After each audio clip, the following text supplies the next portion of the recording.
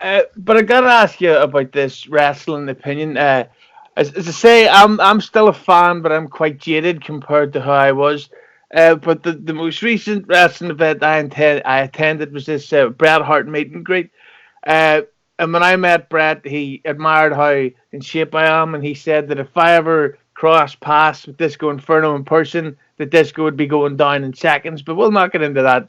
Uh, One of the questions Bret Hart was asked by a fan was his opinion on the theory slash opinion that at the '97 SummerSlam, when Owen Hart botched the tombstone, uh, the fan was of the opinion that did Owen deliberately botch it because at for someone of Owen's legacy and training to fuck up a move so badly, it was pretty shocking. And Bret, in response to that, said, "To be honest with you, I'm not too sure to this day."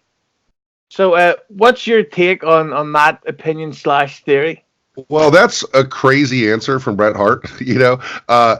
Bret Hart is not, he doesn't have the best recollections of wrestling. I'm sure if you saw the meet and greet by him, it wasn't the most cheery, happy thing you've ever seen in your entire life. Like he will go off on a tangent. And I saw him at StarCast, going off about Terry Gordy. I'm not so sure.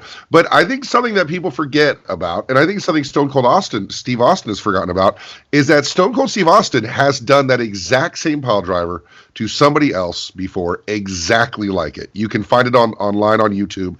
It was a Japanese match where he gave someone a front-facing pile driver, legs out, not tombstone style. I think looking back on the Owen thing, I think Austin was just a little too big. Austin was a big guy, and I think he was too big for him to manage in that position. It wasn't that unusual. I've heard Austin say a million times, that's not how you do it, that's not how you do it. But there's video of Austin doing that exact pile driver to somebody else. He might not remember it, but it's out there. So I definitely don't think it was on purpose. I don't think he would hurt anybody on purpose, and that's just a typically crazy answer from Bret Hart in 2019. Yeah, it was kind of a weird thing, and that was the event where he said where he had that running, or I should say promo about Kevin Nash, and it was kind of like I understand he's been through a lot of really tough personal stress over the years, but at the same time, it's kind of like I thought I was the drunk one here. Yeah, once again, I saw him at StarCast talking about, I think the topic of Undertaker came up, and then the topic of the Executioner came up. It was Terry Gordy in a mask, and he was talking about how Terry Gordy's brain didn't work, and he had brain damage, and that he had riddled his body with. It was like completely off topic and unnecessary, and it just seems like Bret Hart is just looking to.